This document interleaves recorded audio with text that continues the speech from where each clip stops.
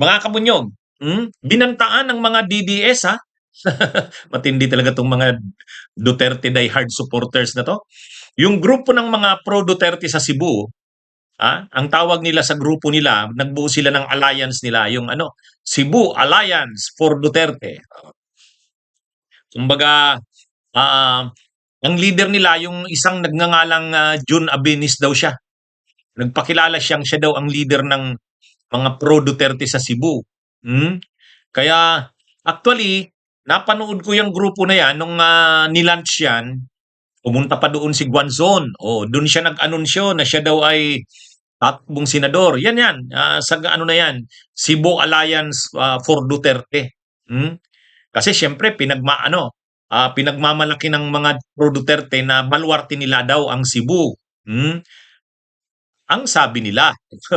Ang sabi nila, baluarte nila. Oh. Ngayon, itong grupo ng mga pro Duterte sa Cebu, nagbabanta sila sa mga kongresista galing sa Cebu Province. O alam naman natin ang Cebu Province, malaking probinsya 'yan. At ang mga syudad diyan ay siyempre may kanya-kanyang kongresista rin. Hmm? Kaya maraming kongresista para lang sa probinsya at mga syudad ng Cebu. Hmm? Kaya itong grupo ng mga pro Duterte, nag-press con sila, nagbanta sila. Any Cebuano lawmaker who signs this impeachment signs their own political death warrant. Wow. Ang yabang nitong mga pro Duterte na ano na to, na mga grupo sa Cebu.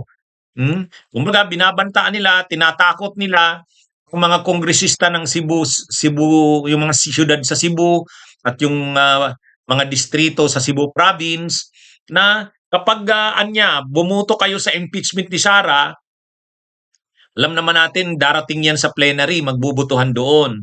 So, ginagapang nila kumbaga, gumagawa sila ng paraan para hindi makuha yung 106 na boto. Kasi 106, yan yung one-third ng mga kongresista. Pag nakuha yung 106, impeach na si Sara. Dadalhin na sa Senado, magsisimula na ang trial. So yan mga kabunyog, ang ginagawa nitong mga pro Duterte sa Cebu, nag-press con sila, ang banta nila, kapag sino man daw na kongresista ng Cebu, Cebu City, tapos yung mga distrito ng Cebu, ano yan, anuhan daw nila, ikakampanya daw nilang wag nang butuhan sa 2028. Yan yung ibig sabihin nila ng kapag sumama ka, bumuto ka sa impeachment ni Sara, kung mambabatas ka ng Cebu City, Cebu Province, ikakampanya ka nitong mga pro Duterte daw, yung grupo daw nila, tibo daw silang mga ngampanya para hindi nabutuhan. Dahil bumuto kayo anya sa pag-impeach kay Sara. Kaya bilang ganti sa inyo, hindi na daw, ikakampanya daw nila sa lahat ng sulok ng Cebu, na hindi na ang butuhan ang mga ito. Kung tinatakot nila yung mga Cebuanong mambabatas na wag silang boboto sa impeachment ni Sara, or else, o kaya, matatalo na sila sa 2028. O yun ang banta nitong mga pro Duterte. Kala mo naman dito sa mga pro Duterte, ano sila? Napakalakas nila na parang sila na yung magdidikta sa mga mananalong kongresista. Sa totoo lang, pagdating sa mga probinsya, kahit pa ang mga tao pro Duterte, kahit pa may mga pro Duterte, pagdating sa kongresista, hindi sila masyado dyan. O example ko, Surigao. Yung Surigao City, Surigao del Norte, ang kongresista dyan, ang governor dyan, Barbers. Mindanao yan. Bakit nanalo pa rin si Barbers? Identified si Barbers kay Romualdez at sa Marcos. Bakit nanalo pa rin ang Barbers doon? Kumbaga pagdating sa mga kongresista sa lokal, hindi bumuboto ang tao dyan, ay wag natin tong butuhang kongresistang ito dahil pro Duterte, ay anti-Duterte ito. Walang pakialam yung mga butante dyan sa lokal. Hindi sila bumuboto sa congressman, hindi nila basihan dyan kung pro Duterte o anti-Duterte yan. Ibang usapan yung mayor, yung governor at saka congressman. Kasi yung congressman at saka mga governor, mayor, yan yung nagbibigay ng mga ayuda, yan yung nagbibigay ng mga scholarship, medical assistance sa mga tao. Oh, kung ikaw ang congressman, marami kang naibigay na mga ayuda sa tao, scholarship, kung ano-anong mga tulong sa tao, kahit ka pa anti-Duterte ka kasi administrasyon ka sa Marcos, ibubuto ka pa rin. Kaya sa totoo lang, yung mga kongresista ng yung mga kongresista ng Cebu, pro Marcos yan, pro Romualdez.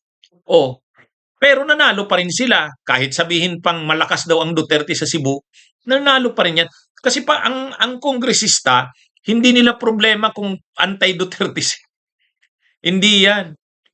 Wala ang mga butante sa probinsya pagdating sa congressman, hindi naman ang batayan nila sa pagboto ng congressman. Hindi namin 'to ibobotong congressman namin na 'to kasi kontra ito kay Sara Duterte. Hindi ganoon.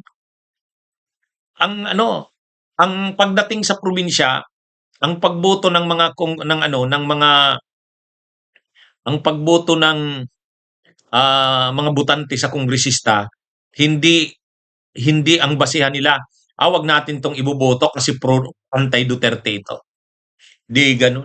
Kaya itong mga itong mga pro Duterte, ang yabang naman akala mo sila yung binabantaan nila yung mga kongresista, matatalo kayo, 'pag bumoto kayo sa impeachment ni Sara, nagkakaisa kaming mga pro Duterte, ikakampanya namin 'wag kayong botohan. Hindi yun. Hindi ganyan 'yan. Oh. Kasi kung ganyan din lang, ay 'di ba, napakaraming kongresista, 260 yun na kongresista na bumoto sa impeachment ni Sara noong 2025. O bakit nanalo pa rin ang karamihan doon? Bakit nanalo pa rin? Kahit sa Mindanao, yung mga pro Duterte ay yung mga anti-Duterte na mga kongresista nanalo pa rin. Bakit? Ay kasi nga pagdating sa kongresista, bumoboto ang mga butante diyan sa congressman, representative. Hindi nila diyan tinitingnan kung anti-Duterte ito o pro-Duterte ito. Ang tinitingnan nila diyan, si congressman may project yan sa lugar namin. Si congressman naging scholar niyan yung anak ko. Si congressman tumulong yan sa akin nung na-hospital ang pamilya ko. Noon wala silang pakialam kung pro-Duterte yan o anti-Duterte yung congressman nila. Kasi kung totoo yung sinasabi nitong mga pro-Duterte, ay di dapat yung 260 plus na kongresista na pumirma noon sa impeachment ni Sara, natalo na. Di dapat kontrolado na ngayon ng mga pro-Duterte ang Kamara. Di ba? Kaya ewan ko dito, mayabang naman tong mga DDS na ito ng Cebu. Kala mo naman, dahil sa banta nila na yan, susunod na sa kanila ang mga kongresista. Sigurado na yan, lulusot sa Kamara ang impeachment ni Sara. Kahit anong gawin pa nila. Yan. Bunyog, bunyog, halikan na kasama ka. Bunyog, kapag buklod ay may pag-asa. Luzon, Visayas, Mindanao, isa ang pananaw. Sa bagong Pilipinas ang bunyog isisigaw.